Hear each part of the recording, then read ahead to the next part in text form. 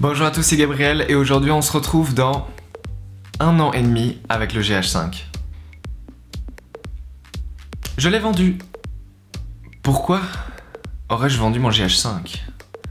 Pour prendre un GH5S? Ou un Sony?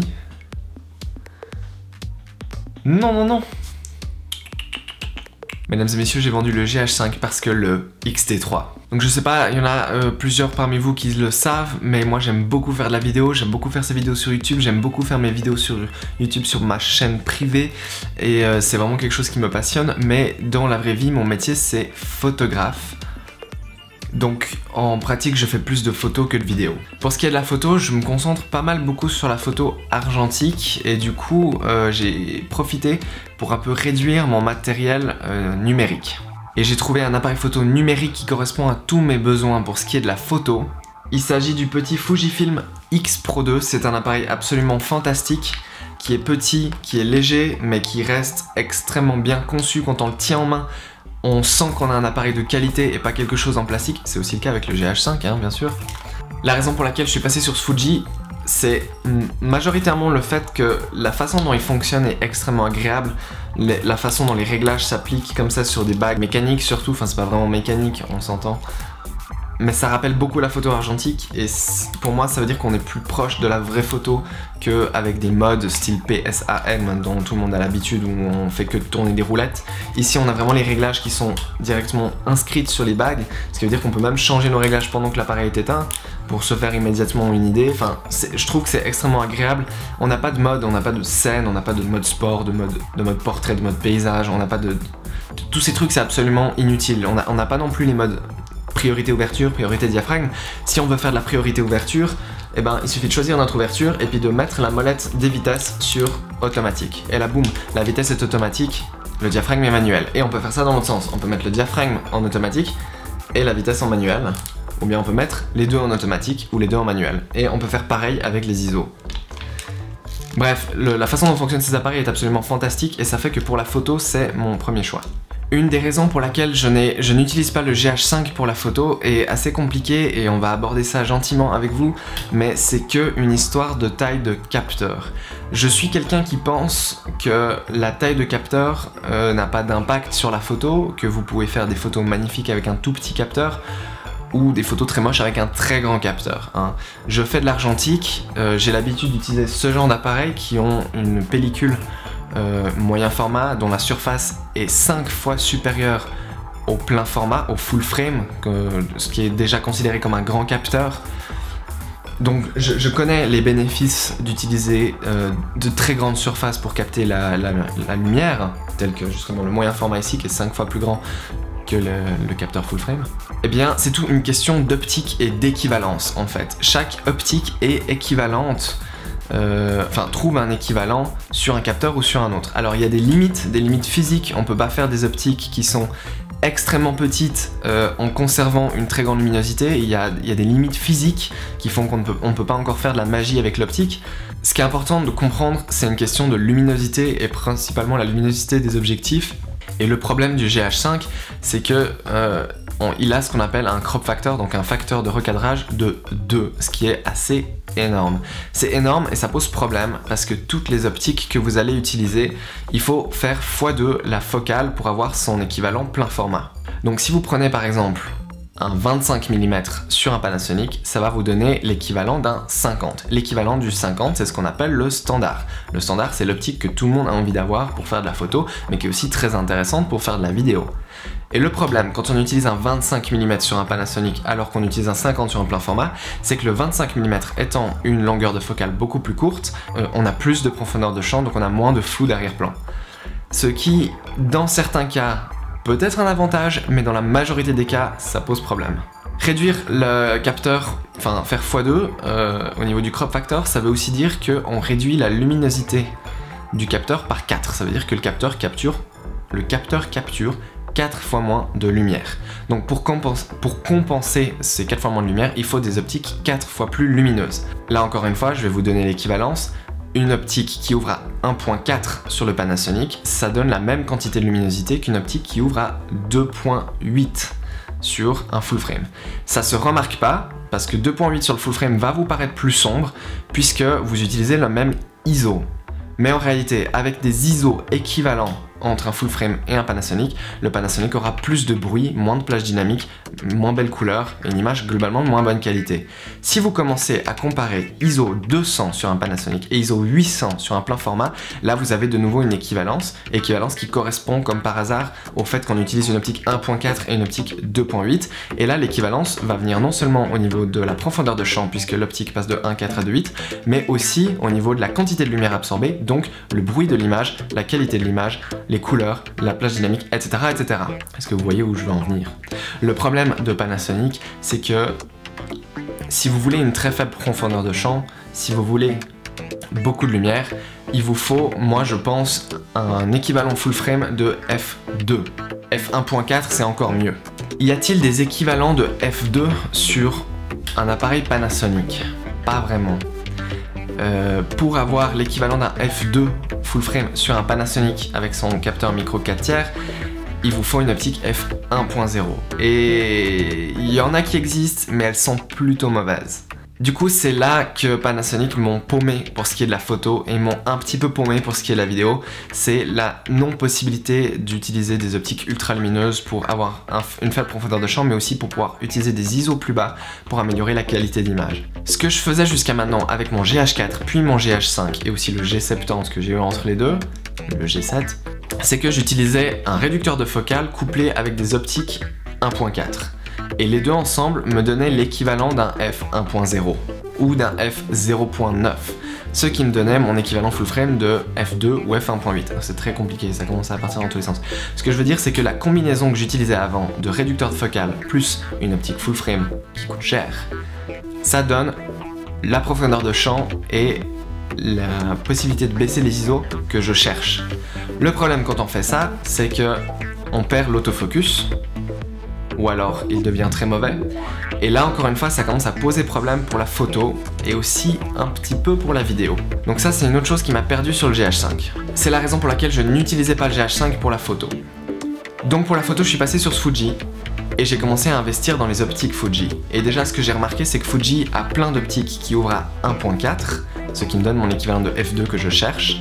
Mais toutes les optiques 1.4 de Fuji sont moins chères que la concurrence puisqu'elles sont optimisées pour le capteur du Fuji qui est plus petit qu'un full frame mais qui est quand même plus grand que le GH4. Parce qu'en fait le Fuji c'est x1,5 et pas x2. Donc ici un 35 mm x1,5 ça me donne mon 50. Un 1.4 x1,5 ça me donne mon f2. Approximativement. Fuji donc propose des optiques f1.4 qui sont moins chères que la concurrence et qui, et c'est ça qui est très important, sont exceptionnellement bonnes. Ce sont de très bonnes optiques. Elles ont une qualité, un piqué, un contraste, une couleur et puis même le look, le rendu de l'image est bien meilleur que ce qui se fait chez Panasonic par exemple. J'aurais même tendance à dire que c'est meilleur que ce qui peut se faire chez Canon ou Nikon. Peut-être pas les dernières optiques Sony qui sont apparemment très bonnes aussi, mais voilà, les optiques Fuji c'est quand même quelque chose. Pendant longtemps c'est eux qui ont fait les optiques Hasselblad. Hasselblad, si vous n'êtes pas au courant, c'est les appareils photo à 40 000 balles. Du coup j'ai commencé à investir les optiques pour ça. Et de l'autre côté, j'avais toutes les optiques pour le GH5. Et en fait, j'avais des doublons. Ça veut dire que j'avais la même optique dans sa version Fuji et dans sa version adaptée pour le Panasonic. Et ça coûte cher d'avoir toutes ces optiques deux fois. Du coup, j'avais envie de passer à Fuji pour la vidéo, en me disant comme ça je conserve plus qu'une seule ligne d'optique. Et en vendant toutes mes optiques que j'ai pour le Panasonic, je peux me faire suffisamment d'argent pour m'acheter le nouveau Fuji, encore d'autres optiques, des appareils argentiques, un nouvel ordinateur, tout ce que vous voulez, la totale, vu que le GH5 se vend bien et que toutes les optiques que j'avais, les Sigma Art et tout se vendent bien, et que l'adaptateur il se vend bien, patati patata, c'était donc la solution. Le seul souci, c'est que Fuji en vidéo, ils étaient pas top. Jusqu'à le X-T3.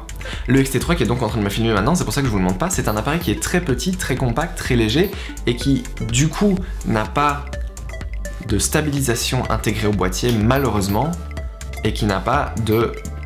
Il n'a pas une grosse batterie, il a une toute petite batterie un peu basique malheureusement. C'est ces deux défauts principaux.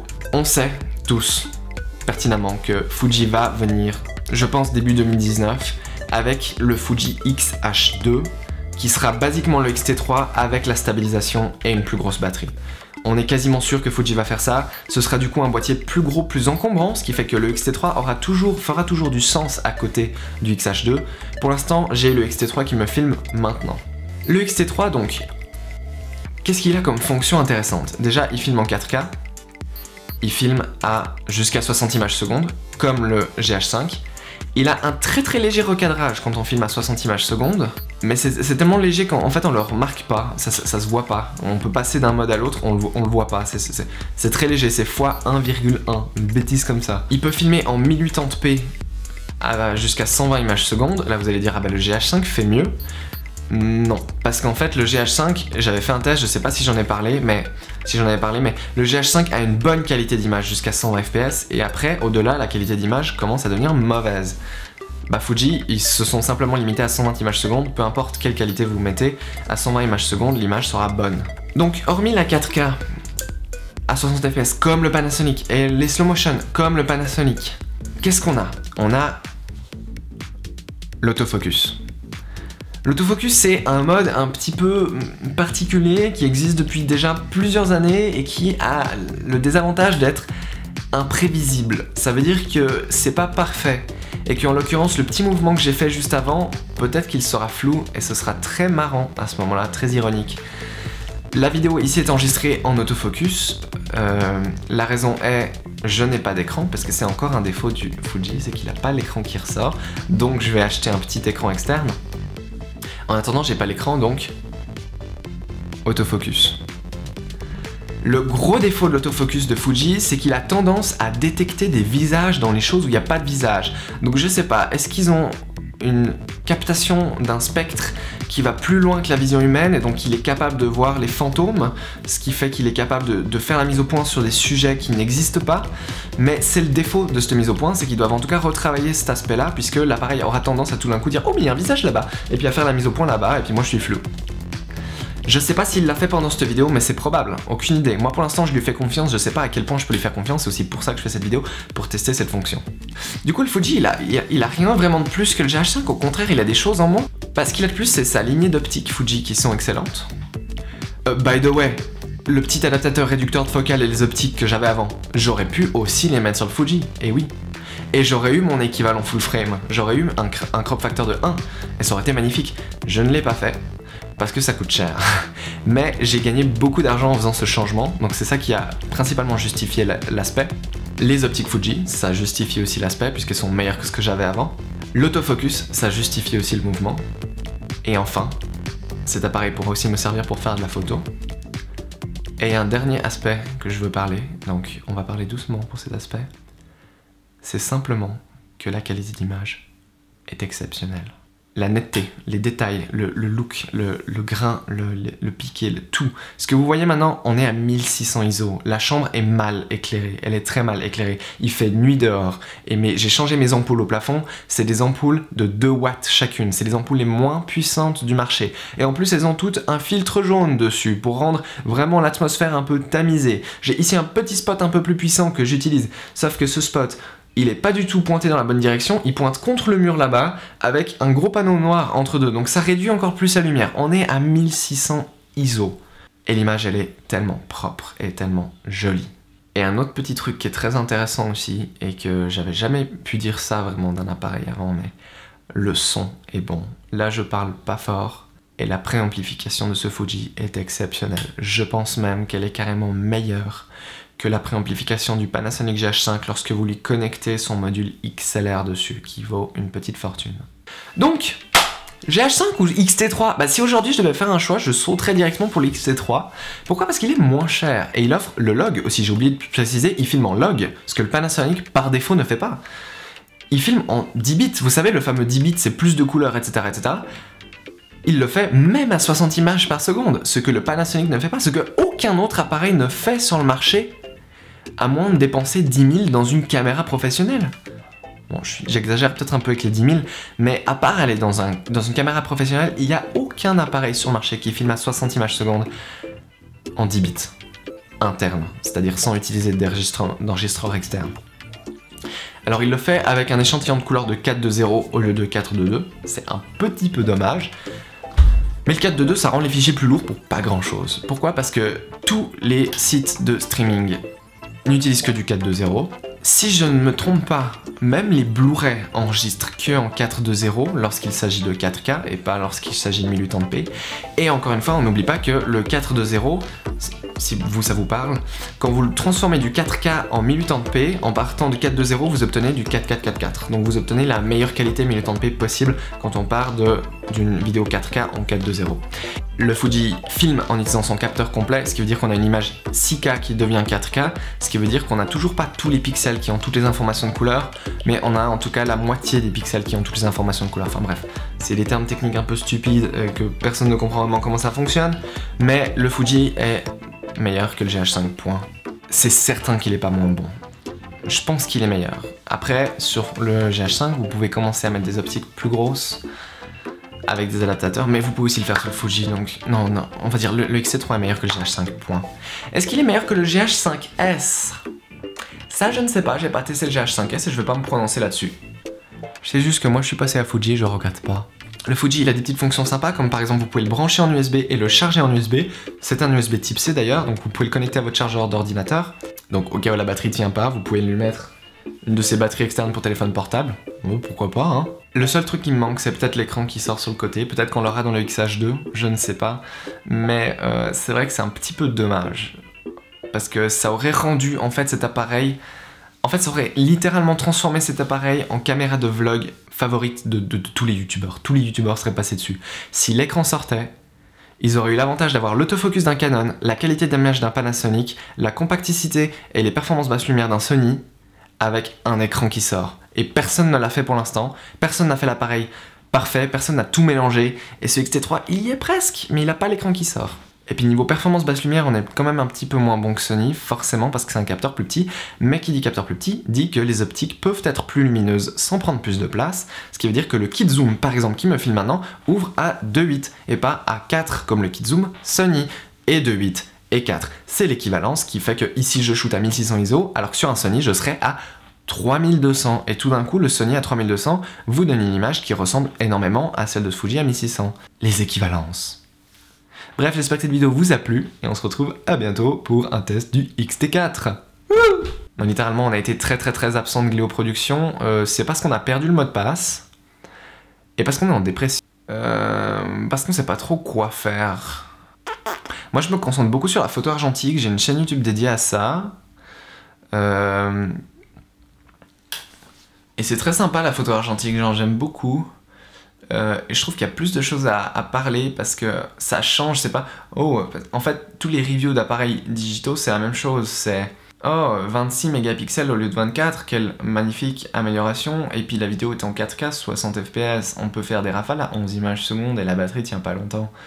Enfin, c'est toujours la même chose. Genre, littéralement, je peux ne pas vous donner un appareil et vous donner une description et ça va correspondre à plein d'appareils, genre 24 mégapixels full frame, une batterie qui dure, système de mise au point de phase, vidéo 4K... Je parle du Nikon Z6.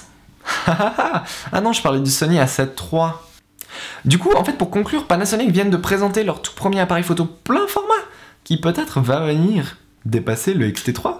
Sauf que ils ont promis une autofocus performante, mais ils ont avancé aucune technologie.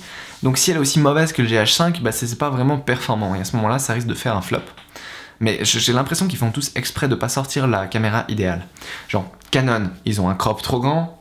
Nikon, bah je sais pas, les appareils... Je sais pas, on parle pas de Nikon. Enfin genre, c'est une des marques les plus vendues. C'est une très bonne marque. Ils font d'excellents appareils, avec d'excellents capteurs. Mais on n'en parle pas en vidéo, on n'en a jamais parlé. Alors que ça a l'air bien, leur Z6 et Z7 là, mais je sais pas, on n'en parle pas. Ah, et ils ont pas l'écran qui sort. Fuji, ils ont pas l'écran qui sort. Panasonic, ils auront l'écran qui sort, mais ils auront probablement pas l'autofocus. La perfection n'existe pas. Et c'est sur cette note positive que nous allons terminer cette vidéo. Merci mesdames et messieurs, à bientôt.